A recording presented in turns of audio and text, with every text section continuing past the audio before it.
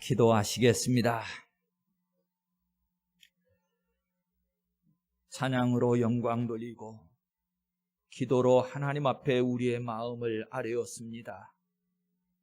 이제는 사모함을 더하여서 믿음의 큰 그릇을 예비하고 들려주실 하나님의 말씀을 영의 양식 삼기를 원합니다. 성령으로 충만케 하시옵소서. 우리의 귀와 심령에 하나님의 말씀만 들려지고 새겨지게 하시옵소서. 말씀하시는 분은 아버지 하나님이심을 인정하오며 우리 주 예수 그리스도의 이름으로 기도합니다. 아멘.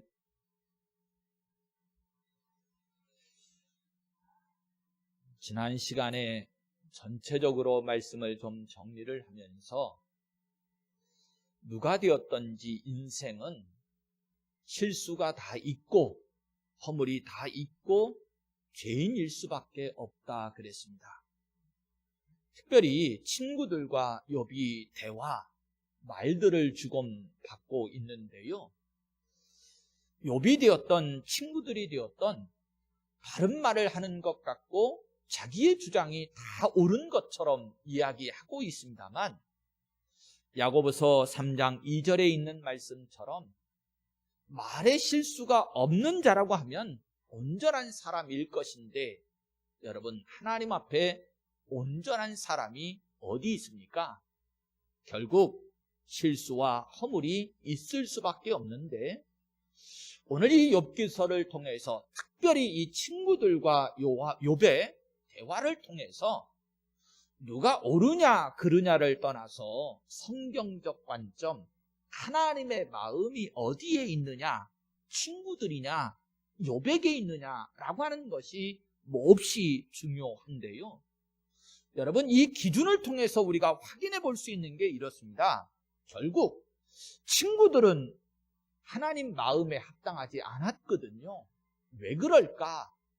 하나님의 마음, 그 마음의 자리를 헤아리지 못하고 윤리적인 관점에서만 욥에게 접근하고 있기 때문에 그런 겁니다. 그런데 욥도 다 실수하고 허물이 있는 건 맞는데 왜 욥은 하나님께서 인정해 주고 계시는가? 다른 것 아니었습니다.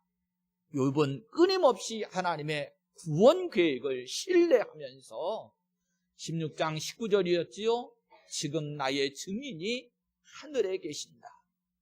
19장 25절이었습니다. 대속자가 살아계시니 마침내 그가 땅 위에 서실 것이라 그러면서 하나님의 마음, 즉 예수 그리스도 메시아를 통해서 무너져버린 하나님의 나라와 하나님의 백성들을 찾고 회복시키시는 그 일을 행하시기를 원하시는 그 하나님의 마음을 이 욥이 알고 믿고 바라고 소망하고 의지하고 있었기 때문입니다. 그래서 결론 부분에 가서 이제 우리가 깊이 확인을 하겠습니다만 결국은 하나님께서 이 욥 전적으로 하나님을 신뢰하고 의지하며 하나님의 대속자 메시아를 바라고 있는 이 욥에게 친구들도 너희들도 가서 42장 8절에 너희를 위하여 욥과 함께 번제를 드려라. 그러면 내가 그를 기쁘게 받을 것이다. 이렇게 말씀을 하셨습니다. 자, 성도 여러분, 이것이 욥기서의 핵심적인 주제이고 어떤 구절, 어떤 장을 읽든 간에 이걸 절대로 놓쳐서는 안 된다라고 하는 말씀을 드렸어요.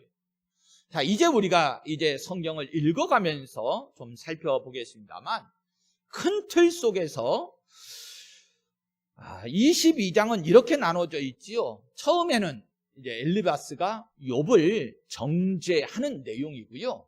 두 번째 가보면 이제 엘리바스가 자신의 기준에 따라서 이 욥을 권면하는 내용으로 담겨져 있습니다.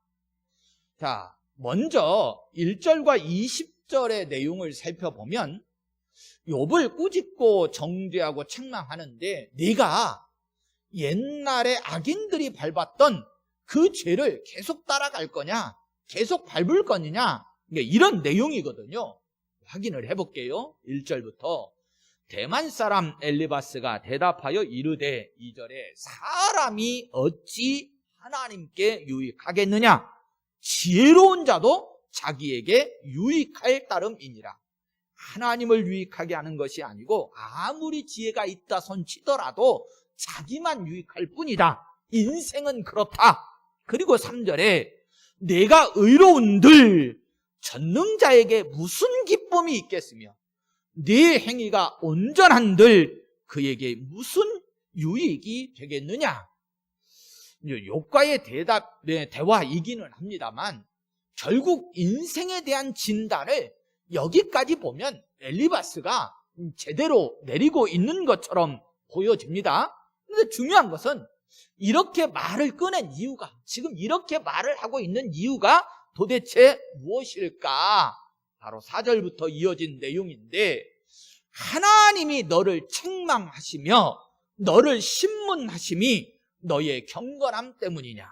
지금 욥에게 벌어져 있는 이 환난과 고난의 상황을 엘리바스와 친구들은 어떻게 진단하고 있는 거지요?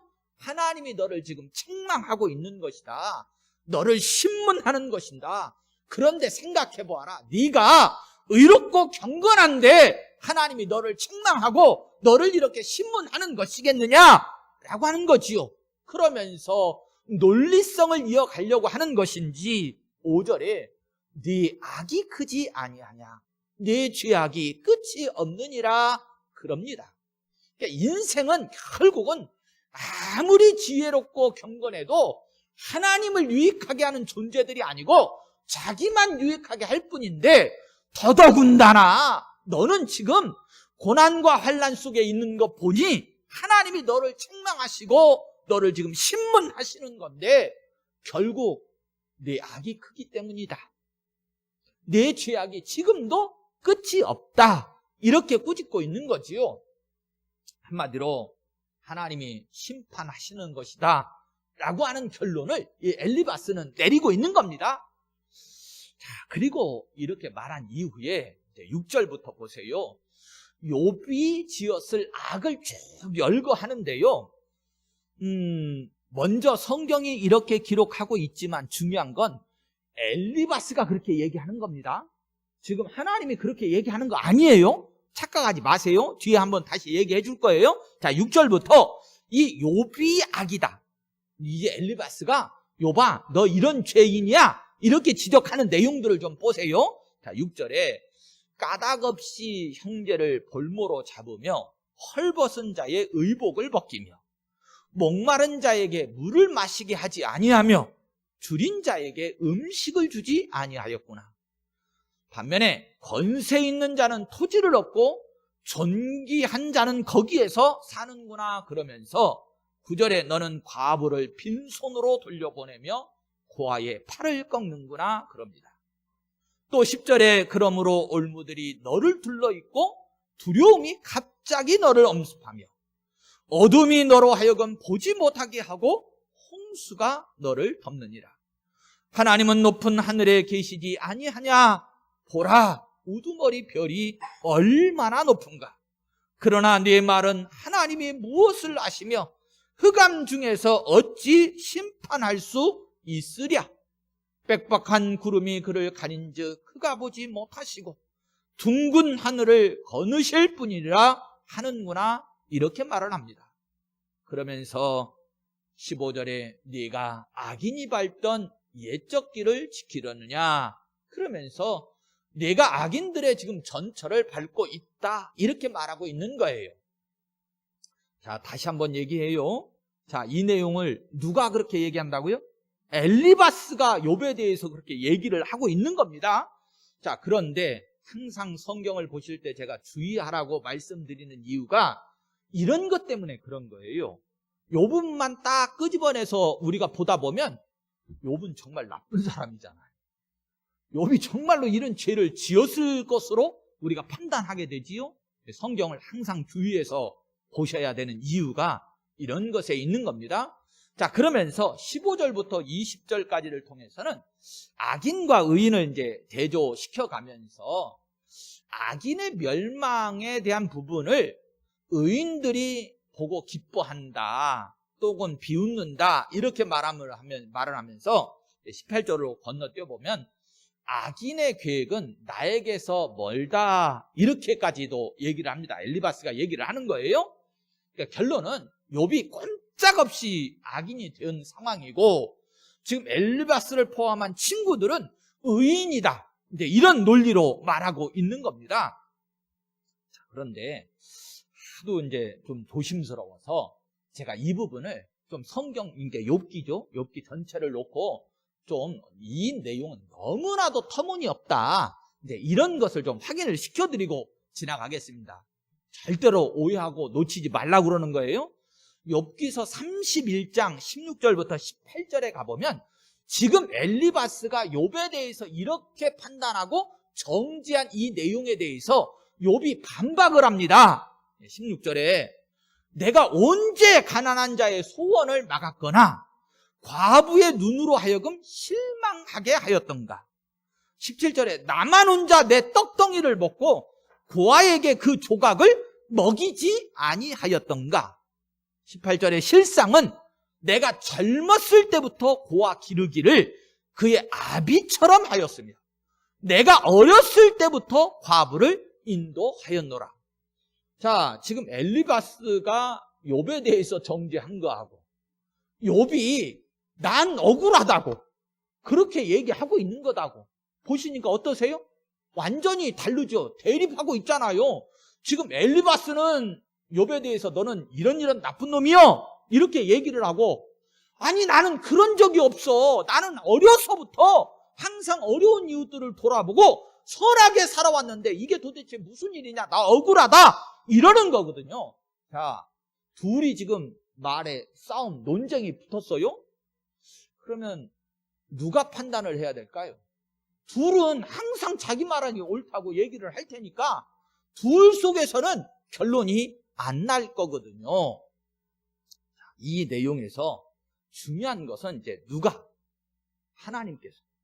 친구들이냐 욥이냐, 결론을 내시는 것이 중요하겠지요. 자, 보세요.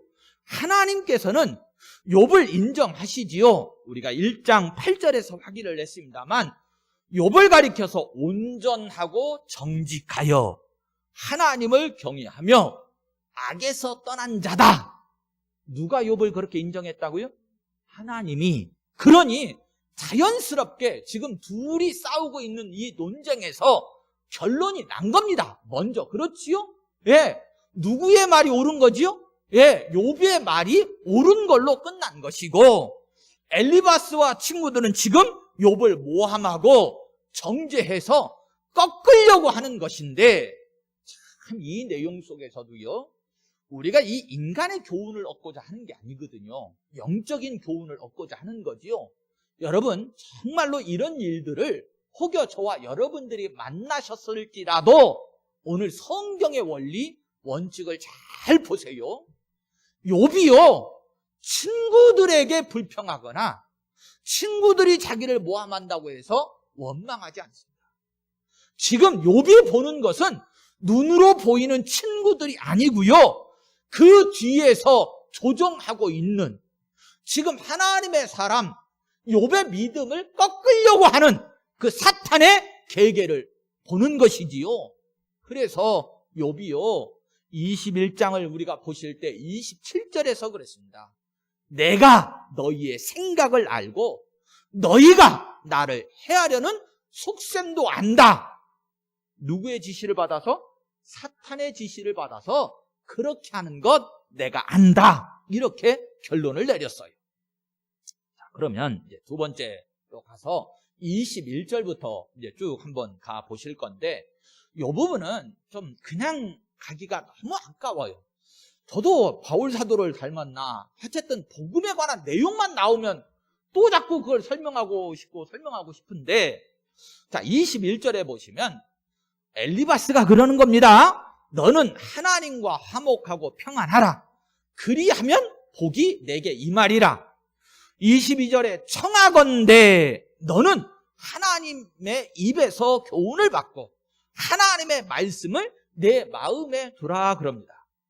성도 여러분 어떠세요? 이 말이 틀렸는가요? 맞았는가요? 그냥 조심도 안 하고 그냥 막 얘기하시네? 에? 아니 지금 이 21절과 22절이 앞에서 제가 충분히 설명을 했는데, 자, 이 말이 맞는 말이에요? 틀린 말이에요? 이제 답을 못 하십니까?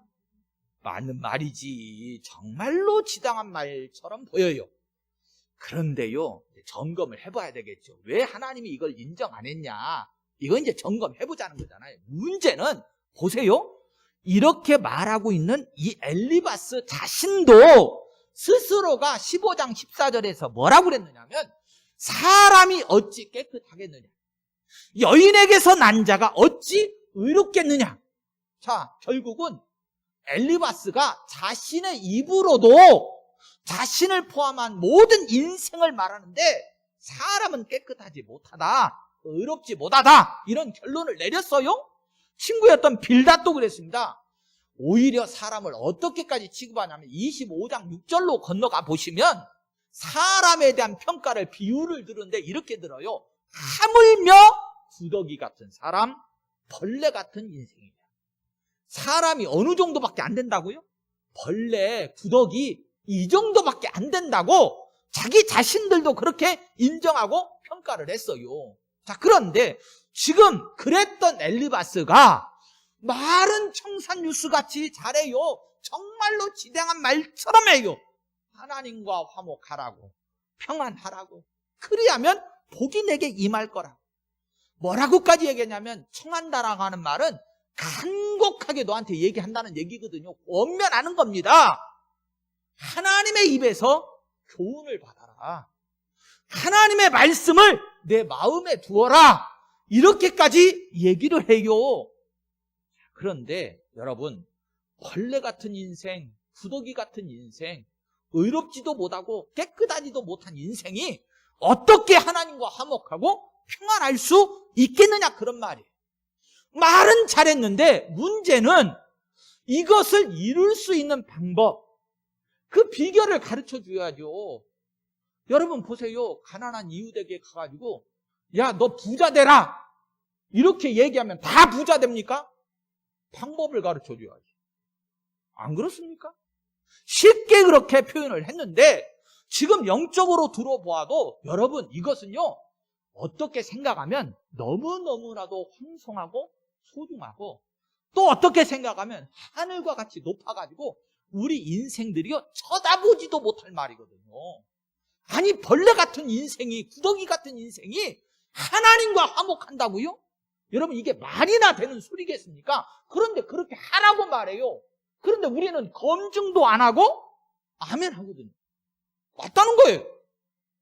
하나님의 말씀, 하나님의 입에서 나오는 그 말씀을 네 마음에 두어라. 여러분, 벌레 같은 인생, 늘 경건하지 못하고 구더기 같은 인생이 하나님의 말씀을, 그 높고 지당하신 말씀을 어떻게 마음속에 두고 행할 수 있어요? 말도 안 되는 소리다, 그런 말이죠.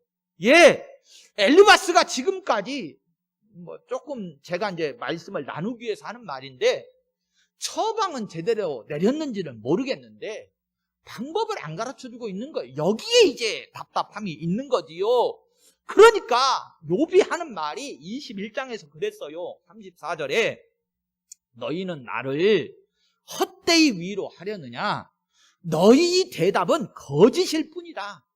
너희들 맨날 그렇게 얘기하지만 내가 할 수 없는데, 그럴 인생이 없는데 전부 다 헛된 것만 지금 얘기해주고 있지 않느냐? 그러니 내 입장에서는 너희들 거짓말하는 것뿐이다. 답답함에 그렇게 얘기하고 있는 거예요. 성도 여러분, 그러니 저나 여러분들도요, 이 시간 오셔가지고 하나님과 우리와의 관계성 속에서 본질적인 것을 좀 잘 한번 점검해 보세요. 정말로 본질이 뭘까? 여러분, 우리가 말 그러는데 지금 이 욥과 친구들의 대화 속에서 욥은 분명하게 분별해내고 있지요. 너희들이 그렇게 말하는 거 다 속임수고 거짓말이다. 말은 청산유수같이 옳은 것처럼 얘기하는데, 여러분, 바울 사도가요, 골로새서 2장 8절 말씀에 이런 말씀을 해요. 누가 철학과, 우리 인생에게 있어서 학문 중에 철학이라고 그러면 굉장히 고상하고 높은 학문 아닙니까? 그렇지요? 자, 철학과 속임수로 너희를 사로잡을까 주의하라. 이것은 사람의 전통과 세상의 초등학문을 따름이고 그리스도를 따름이 아니니라, 이렇게 말해요. 정말로 이거 굉장히 중요한 논리인데요.